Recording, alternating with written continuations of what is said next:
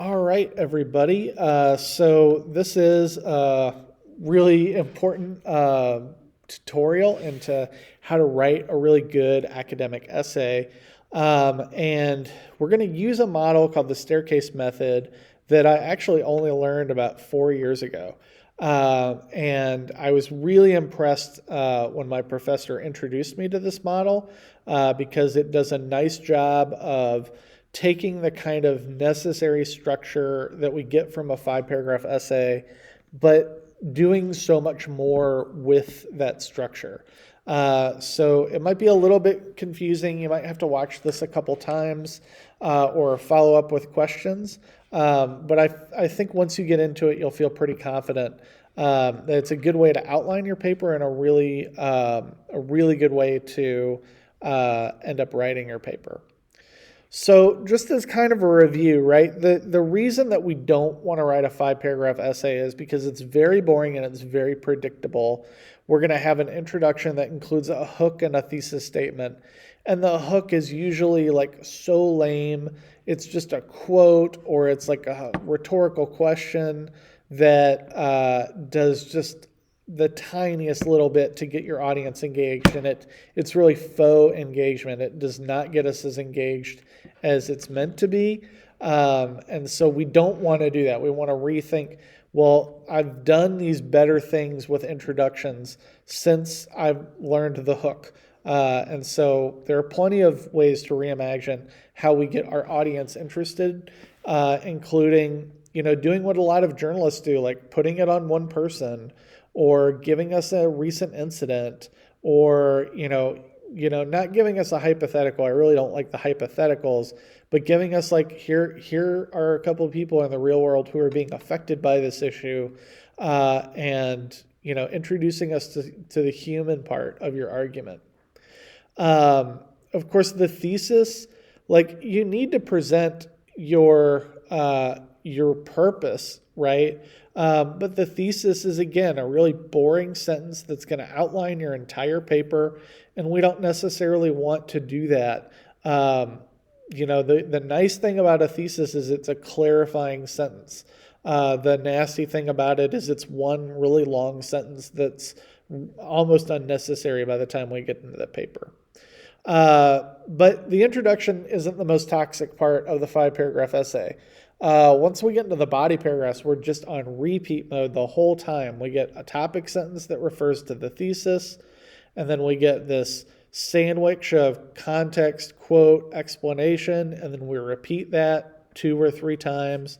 Then we have to have this nice transition like second or next, right? And those transitions are really they're supposed to be for flow, and yet they kind of just tip us off that there's another thing to read. And then we just repeat that process for 2 more body paragraphs, which by the last body paragraph, your reader is very burned out. And especially if you're just repeating this formula all the time, they're just probably hanging on by a thread. And then we get the most toxic part of a 5 paragraph essay, which is to just repeat the thesis because our paper was so boring, our audience couldn't follow what we were trying to say. So we don't want to follow this model. This is still a poor model. And we've learned better, right? We've learned about the rhetorical triangle. We've learned that a good essay needs a clear audience, a clear purpose, and a clear style and structure, or at least an interesting style and structure. We've looked at different types of essays, including other arguments, compare and contrast, narrative, satire, and listing. And you to be clear, like we aren't going to use a listing narrative piece here. There's no reason to use a listing essay inside of this. We're not going to be satirical, right? The nature of our argument in a DSO logoi is to compare and contrast, to have the audience do that, right? We are writing an argument, and the narrative might be a good framing device for you, despite the fact that we don't really want to be that creative with this essay. We can still be a little creative. We can take a little bit of creative license, especially in that introduction, right? To gain authentic appeal to our audience, we can use that framing device. So we've talked about this before. We've talked about combining styles. We've used that narrative to frame a lot of times. And so I don't want you to necessarily forget that, although maybe we can't lean into that as much as we have in the past. So now we're going to learn a new method, and we're going to call that the staircase method. And the staircase method is very much about movement. So what those transitions in a 5-paragraph essay are trying to do, this is going to do much better. And I want you to imagine you guiding your audience up the staircase. You're at the top, right? You actually have started at the bottom, and through research and critical thinking, you've made your way up these stairs. And now you're at the top, and you've been able to write an argument. And so what you want to do is take your audience through a similar system where we are starting on the bottom, and your job is to build us up through research, right? Here's how we get up to the first step, and then move us forward when we get to that next stair by giving us your knowledge to build the flat surface on top of that stair, right? So we're building up through evidence, and then we're using context and warrants to build out the plateau, which is a safe place for our audience to stand. And what are we going to do? We're going to repeat that process. So as many times, as many steps as it takes, as if you want to build big steps, remember it's going to be harder for your audience to build a big step and then take a step forward. Smaller steps are going to be a little easier. Sometimes 2 small steps make it annoying to get up a staircase. But if you think about, okay, well, I need to build them up with knowledge, and then I need to contextualize that knowledge and make a point, right? Then you're building up and you're building forward. And that's how we build a stair. So a repeatable process, this is kind of what you do. You introduce us to the topic. We're at the bottom of the staircase. You build us up through information, out through context, up through information, out through context. Repeat, repeat, repeat until we get to the top. So now that your audience is on the top, instead of doing what that 5-paragraph essay wants to do, directing us down at the stairs and going like, look, I climbed some stairs.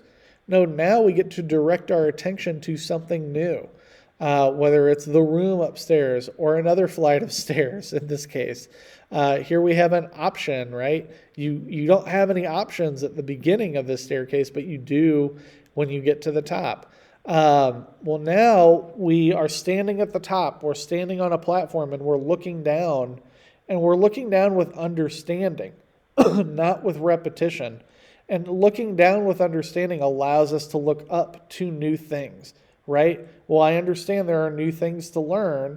I have to go through that process myself as an audience member if I want to learn them a little better. But you've guided me up that first flight of stairs.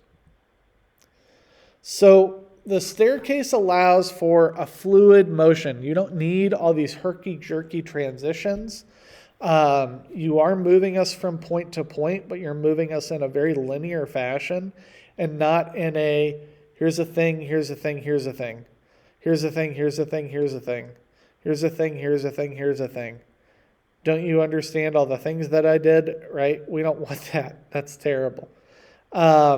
It gives the audience a sense of being guided and not forced. That 5-paragraph essay feels very forced. Because it's a kind of inauthentic way to write. The staircase is simple but very versatile in its delivery, and that you are kind of deciding, well, what do they need to know to master step 1? What do they need to know to master step 2? What do they need to know to understand the conclusion that I've made, right? Well, they need to know all the stairs that I built. And finally, the conclusion moves us forward and not backwards. So as you're writing, you want to think about this. You might want to outline this way, right? You might want to ask consistently, am I moving my audience upward? You might want to supply your audience before you shape it, right?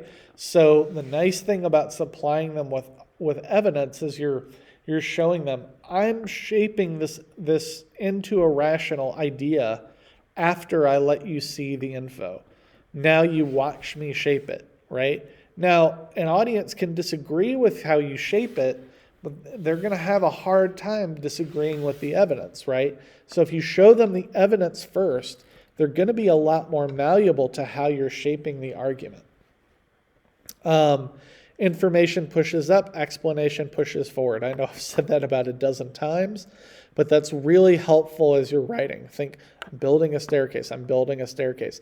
The motion is up and forward, and you're going to find that it's easier to format, it's easier to outline if you're constantly thinking about the direction that you're moving in. So again, hopefully this is really helpful to you. I found it to be incredibly helpful the first time I wrote a paper this way and thinking about that motion. Anytime I got stuck, because it was a new way of writing, I just thought to myself, like, okay, what direction do I want to guide my audience in? And then it really helped me to get out of my own way and direct in that direction. And so let me know if you have questions about this, but I think this is a really powerful method to use as we write these DSO logos.